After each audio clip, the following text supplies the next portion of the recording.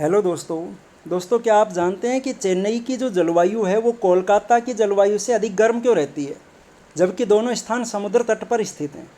क्या आप जानते हैं कि अमृतसर की अपेक्षा शिमला अधिक ठंडा क्यों है? क्या आप जानते हैं कि यदि कर्क रेखा के स्थान पर भारत में भूमध्य रेखा होती तो भारत की जलवायु पर क्या प्रभाव पड़ता? यदि नहीं तो बने रहें इस वीडियो में हमारे साथ अंत तक। इस वीडियो में मैं आपको बताऊंगा भारत की जलवायु से संबंधित महत्वपूर्ण प्रश्नों के बारे में, और जलवायु से संबंधित जो प्रीवियस ईयर में जो प्रश्न आ चुके हैं या फिर जिनके आगे आने की संभावना है उन प्रश्नों की मैं यहाँ पर बात कर रहा हूँ। तो दोस्तों वीडियो में शुरू से लेकर अंत तक मेरे साथ बने रहें, और अभी तक यदि आपने चैनल को सब्सक्राइब नहीं किया तो प्लीज़ चैनल को सब्सक्राइब करके बेल आइकन ज़रूर दबा लें ताकि आगे आने वाली वीडियो का नोटिफिकेशन आपको समय पर मिल जाए।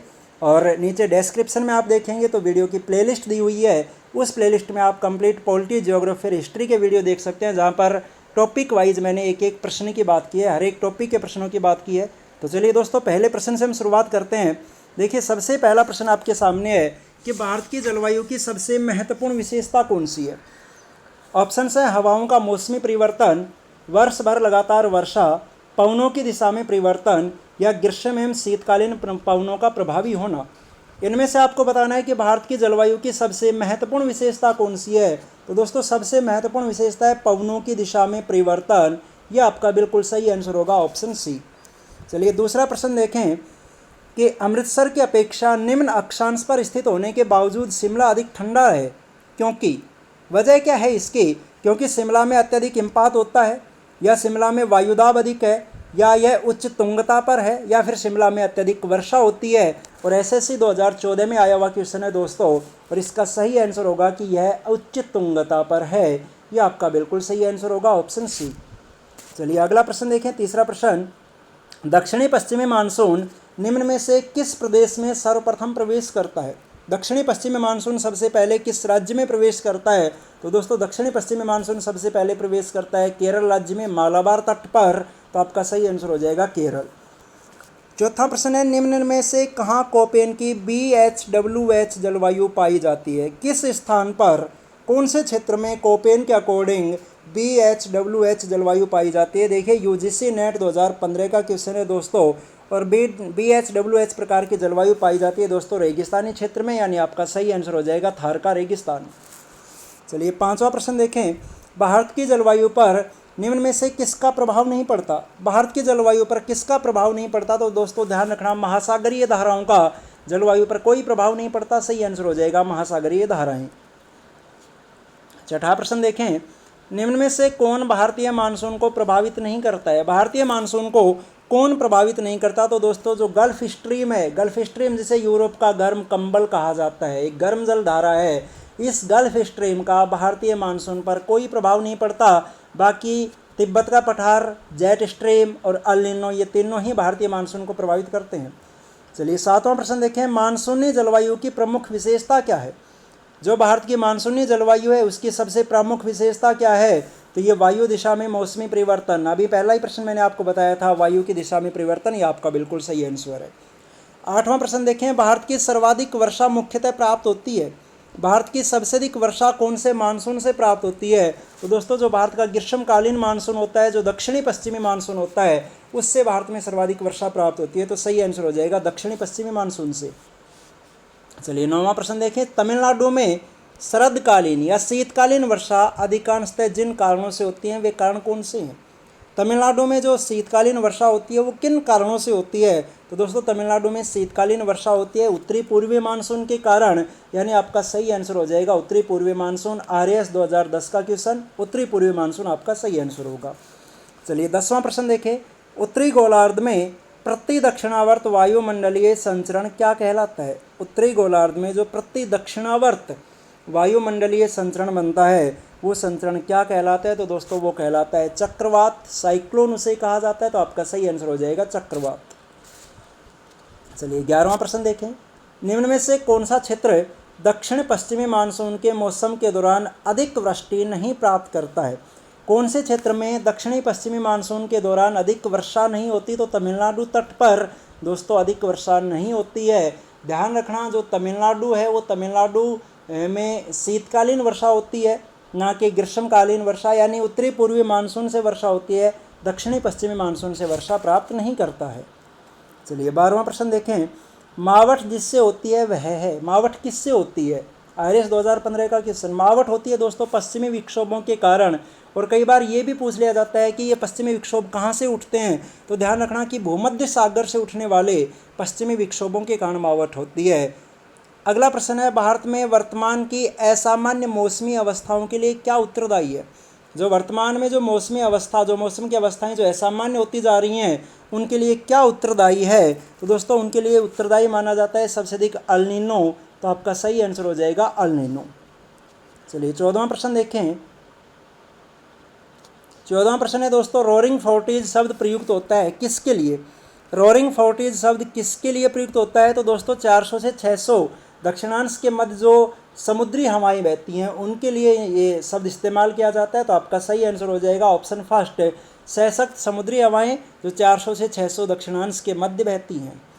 चलिए 15वां प्रश्न देखें, मुंबई में पुणे की अपेक्षा अधिक वर्षा होती है क्योंकि? मुंबई में पुणे की अपेक्षा अधिक वर्षा क्यों होती है? क्योंकि मुंबई पवन अभिमुखी है।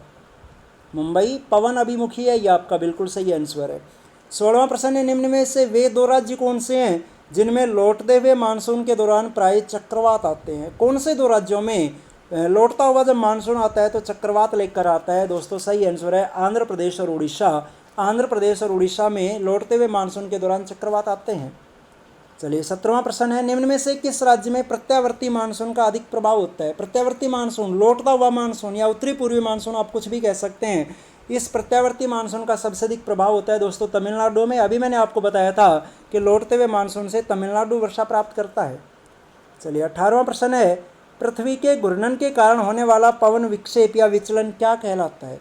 पृथ्वी के जो घूर्णन है उसके कारण जो पवन विक्षेप होता है, जो विचलन होता है, वो कहलाता है दोस्तों भूविक्षेपी विचलन या भूविक्षेपी पवन जिसे कहा जाता है। ये आपका सही आंसर।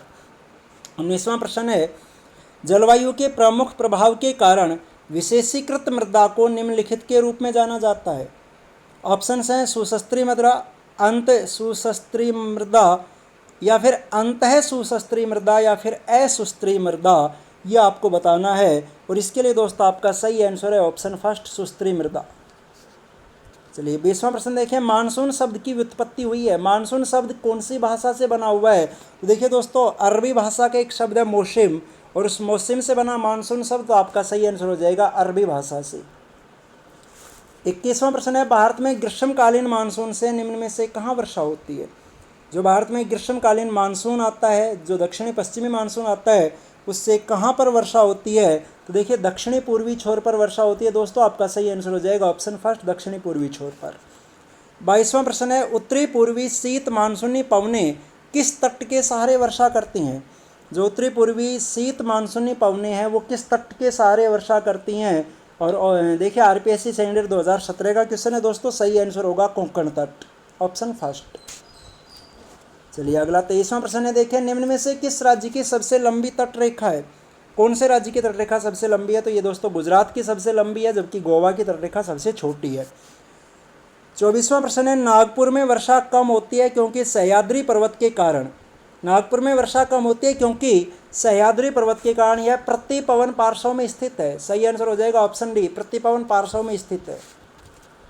चलिए 25वां प्रश्न है, चेन्नई की जलवायु कोलकाता की जलवायु की तुलना में गर्म क्यों रहती है, जबकि दोनों स्थान समुद्र तट पर स्थित हैं? चेन्नई की जो जलवायु है वो कोलकाता की जलवायु की तुलना में अधिक गर्म क्यों रहती है, जबकि दोनों ही स्थान समुद्री तट पर स्थित है? तो ध्यान रखना चेन्नई जो है वो चेन्नई दोस्तों विषुवत रेखा के अधिक समीप है, जबकि कोलकाता भूमध्य रेखा से दूरी पर स्थित है।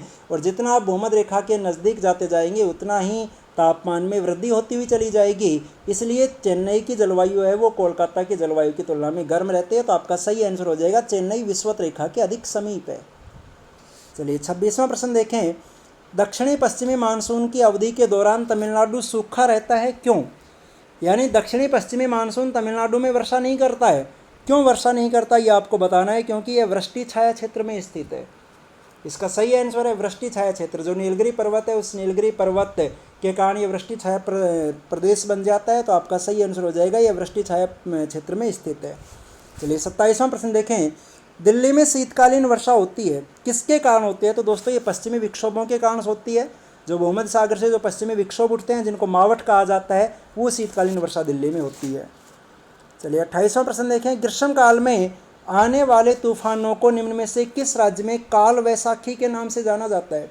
ग्रीष्म काल में, गर्मियों में जो तूफान आते हैं, उन तूफानों को किन राज्य में काल वैसाखी कहा जाता है? तो ध्यान रखना, पश्चिम बंगाल में दोस्तों इन्हें काल वैसाखी कहा जाता है। चलिए 29वां प्रश्न देखें। ग्रीष्मकाल 2013 में किस राज्य में भारी वर्षा और बादल फटने से लगभग 2000 गांव, 1500 सड़कें और 150 पुल तबाह हो गए थे? कौन से राज्य में बादल फटने से लगभग 2000 गांव, 1500 सड़कें और 150 पुल तबाह हो गए थे? ये आपको बताना है। तो आपको ध्यान होगा दोस्तों उत्तराखंड त्रासदी के बारे में। सही आंसर हो जाएगा उत्तराखंड। 30वां प्रश्न देखें। अक्टूबर और नवंबर के महीनों में कहाँ अधिक वर्षा होती है? अक्टूबर नवंबर में कहाँ अधिक वर्षा होती है? तो दोस्तों तमिलनाडु में होती है। और तमिलनाडु ऑप्शन नहीं है, तो आपका सही आंसर हो जाएगा कोरोमंडल तट, क्योंकि तमिलनाडु का जो तटीय हिस्सा है वो कोरोमंडल के नाम से जाना जाता है। अगला 31वां प्रश्न है। उत्तरी पूर्वी मानसून से सबसे अधिक वर्षा प्राप्त करने वाला राज्य कौन सा है? तो दोस्तों इसका सही आंसर हो जाएगा तमिलनाडु। कई बार मैंने आपको बता दिया, उत्तरी पूर्वी मानसून से तमिलनाडु में वर्षा होती है। चलिए 32वां प्रश्न है। हालांकि ऐसा कोई एकल सिद्धांत नहीं है जो दक्षिणी पश्चिमी मानसून की उत्पत्ति को स्पष्ट कर सके, यानी ऐसा कोई एकमतीय सिद्धांत नहीं है, सभी विद्वानों का अलग अलग मत है। ऐसा तो कोई एकल सिद्धांत है नहीं जो दक्षिणी पश्चिमी मानसून की उत्पत्ति को स्पष्ट कर सके। तथापि किसके दौरान पृथ्वी और समुद्र के विशिष्ट तापमान ही मुख्य प्रणाली मानी जाती है? किसके दौरान पृथ्वी और समुद्र के विशिष्ट तापमान ही मुख्य प्रणाली मानी जाती है? तो दोस्तों इसका जो सही आंसर है वो है गर्मी के महीने। ये आपका बिल्कुल सही आंसर हो जाएगा ऑप्शन सेकंड। देखिए 33वां प्रश्न है। छत्तीसगढ़ में निम्न में से कौन सा क्षेत्र कम वर्षा प्राप्त करता है? छत्तीसगढ़ के कौन से क्षेत्र में कम वर्षा होती है? दोस्तों मैकल रेंज इसका सही आंसर है। मैकल रेंज में कम वर्षा प्राप्त होती है।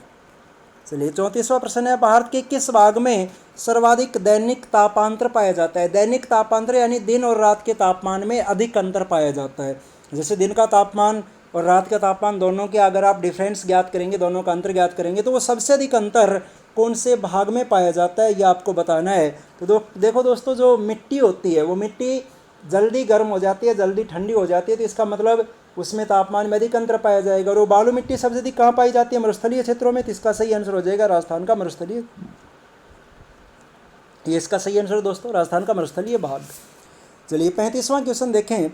तमिलनाडु में शीतकालीन वर्षा किन कारणों से होती है? तो दोस्तों उत्तरी पूर्वी मानसून से होती है। अभी मैंने आपको बताया था, सही आंसर उत्तरी पूर्वी मानसून। 36वां प्रश्न है। पूर्व से पश्चिम की ओर किन नगरों का वर्षा की मात्रा का अवरोही क्रम सही है? अगर आप पूर्व से पश्चिम की ओर जाएंगे तो इन नगरों को वर्षा की मात्रा के आधार पर अवरोही क्रम में डिसेंडिंग ऑर्डर में आपको सेट करना है। और कोलकाता, पटना, इलाहाबाद, दिल्ली, ये ही आपका बिल्कुल सही ऑप्शन है दोस्तों। पहला ही ऑप्शन सही है, कोलकाता, पटना, इलाहाबाद और दिल्ली। चलिए 37वां प्रश्न देखें। यदि भारत में कर्क रेखा के स्थान पर विषुवत रेखा होती, यदि भूमध्य रेखा होती, तो यहाँ के जलवायु पर क्या प्रभाव पड़ता है, ये आपको बताना है। तो देखिए, अगर भूमध्य रेखा होती तो तापमान अधिक होता, और तापमान अधिक होता तो अधिक वर्षा होती। तो आपका सही आंसर हो जाएगा अधिक तापमान एवं अधिक वर्षा, ये आपका सही आंसर। 38वां प्रश्न देखें। उत्तरी पूर्वी शीत मानसूनी पवनें किस तट के सहारे वर्षा करती हैं? दोस्तों उत्तरी पूर्वी जो मानसूनी पवनें हैं वो किस तट के सहारे वर्षा करती हैं? तो सही आंसर हो जाएगा, देखिए 2017 का क्वेश्चन है, कोंकण तट। 39वां प्रश्न है दोस्तों। निम्न में से किस स्थान पर सबसे कम वार्षिक वर्षा होती है? कौन से स्थान पर सबसे कम वार्षिक वर्षा होती है? दोस्तों सही आंसर है आपका लेह। 40वां प्रश्न देखें। भारत के कोरोमंडल तट पर सर्वाधिक वर्षा कब होती है? भारत के कोरोमंडल जो तट है उस पर सर्वाधिक वर्षा कब होती है? और इसके लिए दोस्तों आपका सही आंसर हो जाएगा अक्टूबर नवंबर महीने में, जो शीतकालीन वर्षा होती है। और अगला प्रश्न भी दोस्तों यही है, कोरोमंडल तट पर सर्वाधिक वर्षा अक्टूबर नवंबर में होती है। चलिए अगला प्रश्न देखें। 42वां प्रश्न है। भारत में सर्वाधिक वर्षा किस क्षेत्र में होती है, ये आपको बताना है। भारत में सबसे अधिक वर्षा होती है, देखो दोस्तों, एक तो पश्चिमी घाट के सारे, एक हिमालय वाले क्षेत्र में और एक मेघालय में। तो आपका सही आंसर होगा ऑप्शन फर्स्ट, पश्चिमी घाट, हिमालय क्षेत्र और मेघालय। 43वां क्वेश्चन है दोस्तों। कोपेन के जलवायु विभाजन के अनुसार भारत के किस भाग में लघु गर्म मानसून जलवायु पाई जाती है? कोपेन के जलवायु वर्गीकरण के अनुसार भारत के किस भाग में लघु गर्म मानसून जलवायु पाई जाती है? तो सही आंसर है भारत का उत्तरी पूर्वी तट, ये आपका बिल्कुल सही आंसर। चलिए 44वां प्रश्न है। भारत में सबसे अधिक और सबसे कम वर्षा प्राप्त करने वाले 2 राज्यों का सही क्रम कौन सा है? सबसे अधिक वर्षा और सबसे कम वर्षा, तो सबसे अधिक वर्षा होती है मेघालय में और सबसे कम होती है दोस्तों राजस्थान में। ये आपका सही आंसर। चलिए 45वां क्वेश्चन देखें। भारत में शीतकालीन पवनों की दिशा क्या होती है? जो भारत में शीतकालीन पवनें चलती हैं उनकी दिशा होती है दोस्तों उत्तर पूर्व से दक्षिण पश्चिम की ओर। ये आपका बिल्कुल सही आंसर। 46वां प्रश्न। जम्मू कश्मीर में होने वाली शीतकालीन वर्षा का कारण कौन सा है? तो दोस्तों पश्चिमी विक्षोभ। ध्यान रखना, देखिए एक बात मैं आपको बताता हूँ, अगर शीतकालीन वर्षा तमिलनाडु में होती है उत्तरी पूर्वी मानसून से, बाकी अगर पूछी जाएगी तो वो पश्चिमी विक्षोभों के कारण से होगी। अगला प्रश्न है, निम्न में से कौन सा राज्य लौटती मानसून से प्रभावित नहीं होता? कौन से राज्य में लौटते हुए मानसून से वर्षा नहीं होती? दोस्तों यूपी में बिल्कुल भी वर्षा नहीं होती, यूपी बिल्कुल भी प्रभावित नहीं होता है। अगला 48वां प्रश्न है, भारत के उत्तरी पश्चिमी भाग में शीतकाल में वर्षा होती है, किस कारण से होती है?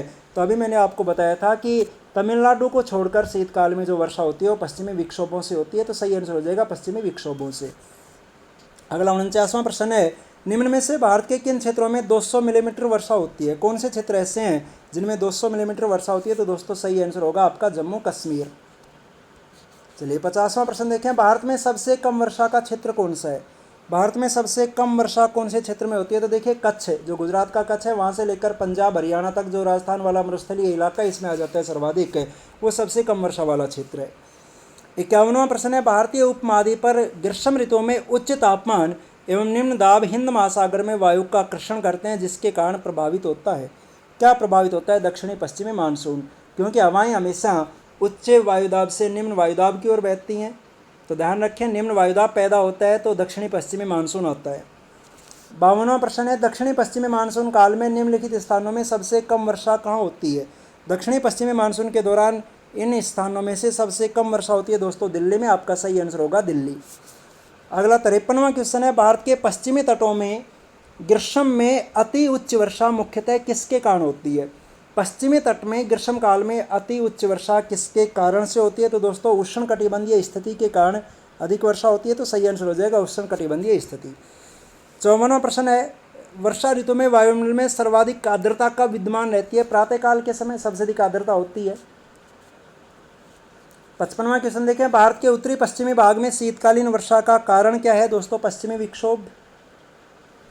56वां प्रश्न है, मासिरनाम और चेरापूंजी में अधिक वर्षा होती है, क्यों? अधिक वर्षा क्यों होती है? क्योंकि यहाँ की पहाड़ियाँ कीप की आकृति की हैं, पहाड़ियों के कारण वर्षा होती है यहाँ पर।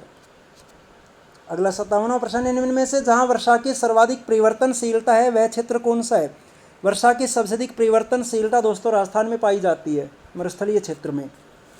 58वां प्रश्न है, भारत के अकालग्रस्त क्षेत्रों में वर्षा की परिवर्तनशीलता पाई जाती है, कितने प्रतिशत तक?